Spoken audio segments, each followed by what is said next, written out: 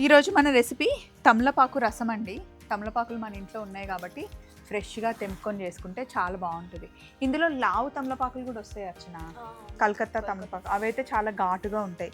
ఇది ముఖ్యంగా వింటర్లో అలాగే ఇలా రెయినీ సీజన్లో దగ్గు జలుబు ఉన్న వాళ్ళకి ఈ రసం చాలా బాగుంటుంది. మంచి ఫ్లేవర్తో మరి తయారు చేద్దామా, రండి వెళ్దాం.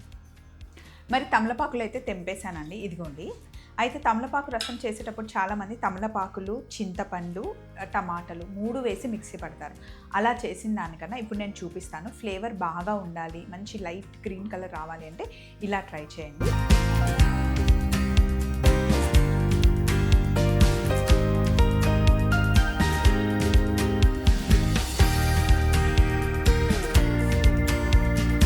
సో ఏంటి అంటే తమలపాకులు తీసుకోండి, ఒక 10-12 తీసేసుకొని వాటిని మంచిగా వాష్ చేయండి ఫస్ట్. తర్వాత ఇలా మిక్సీ జార్లో వేసేయండి. ఇవి మన చెట్టువే, ఎంత బాగుంటుందో ఆ ఫ్లేవరు. అలాగే పచ్చిమిర్చి ఇందులో వేసేయండి. వీటితో పాటు కాస్త జీలకర్ర, కొంచెం ఉప్పు వేసి మిక్సీ పట్టండి ఫస్ట్. ఇదిగోండి తమలపాకుల్ని ఇలా మిక్సీ పట్టేశాను. తమలపాకులు, పచ్చిమిర్చి, కాస్త జీలకర్ర, అలాగే రోల్లో కొన్ని వెల్లుల్లి వేసి పచ్చాగా దంచేద్దాం. ఇప్పుడు పొయ్యి మీద గిన్నె పెట్టాను. ఒక 2 స్పూన్ల నెయ్యి వేస్తున్నాను. నెయ్యితో బాగుంటుంది రసం. నెయ్యి వేసి తాలింపులో కొన్ని మిరియాలు, 2 ఎండుమిరపకాయలు, పచ్చాగా దంచుకున్న వెల్లుల్లి.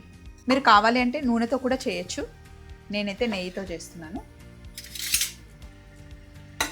ఇది కొంచెం వేగనిద్దాం. అలాగే తాలింపులో కాస్త కరివేపాకు, ఉల్లిపాయలు వేసేది. ఇవి కాస్త వేగనిద్దాం. మీరు ఉపవాసం చేసేటప్పుడు ఉల్లిపాయలు వద్దు అనుకుంటే ఉల్లిపాయలని కూడా మీరు అవాయిడ్ చేసేయచ్చు. వెల్లుల్లి వేసుకోకుండా కాస్త అల్లం ముక్కలు కూడా వేసుకోవచ్చు. ఇప్పుడు మామూలుగా మనం తింటాం కాబట్టి ఇప్పుడు నేను ఉల్లిపాయలు, వెల్లుల్లి వేసాను. అవి లేకుండా కూడా మీరు తమలపాకు రసం చేసుకోవచ్చు. ఉల్లిపాయలు వేగేలోపు మనం మిక్సీ పట్టుకున్న తమలపాకు పేస్ట్ని పక్కన పెట్టేసేయండి. ఇందులోనే ఒక 2 టమాటాలను వేసి పచ్చాగా మిక్సీ పట్టేసుకోండి. టమాటాను కూడా మిక్సీ పట్టేసుకొని పక్కన పెట్టేసుకోండి. ఉల్లిపాయలు కాస్త వేగాలి ఇలా మంచిగా. ఉల్లిపాయలు వేగిన తర్వాత ఇందులో మనం పసుపు వేసుకుందాం.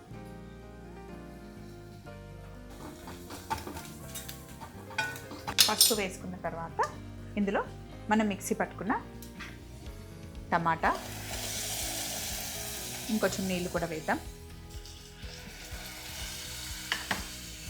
నీళ్ళు వేసి టమాటాలో ఉండే ఆ పచ్చిదనం ఉంటుంది కదా, అది పోయేదాకా కొంచెం మరగనిద్దాం.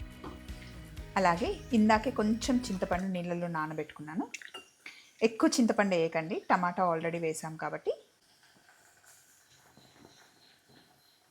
ఈ నీళ్ళని కూడా మరుగుతున్న టమాటాలో వేసేయండి. ఇందాక తమలపాకులో వేసింది కొంచెమే ఉప్పు, కాస్త ఉప్పు యాడ్ చేసుకోండి. ధనియాల పొడి కూడా వేయండి. ఇప్పుడు చింతపండు గుజ్జు, టమాటాలు అన్నీ కలిపి బాగా మరగాలి. ఇలా చింతపండు రసం బాగా మరిగిన తర్వాత అప్పుడు లాస్ట్లో తమలపాకు పేస్ట్ని యాడ్ చేయండి.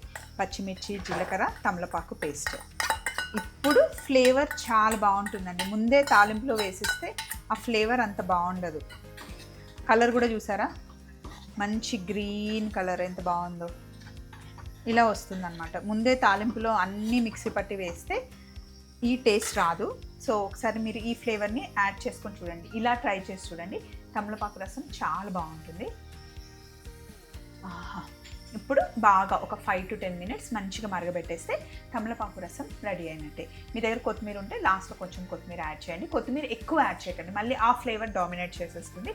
తమలపాకు ఆ ఫ్లేవర్ ఉండాలి అంటే ఇలా ట్రై చేయండి. సో మళ్ళీ ఇంకొక రెసిపీతో కలుసుకుందాం. Take care. కిచెన్ అంతా మంచి ఆ తమలపాకు ఫ్లేవర్ నిండిపోయింది. వేడి అన్నంలో తమలపాకు రసం వేసుకొని తింటే చాలా బాగుంటుంది. ఇందులో మీరు కావాలి అంటే కొంచెం ముద్దపప్పు యాడ్ చేసినా కూడా బాగుంటుంది. అంటే కొంచెం కన్సిస్టెన్సీ కాస్త థిక్గా వస్తుంది.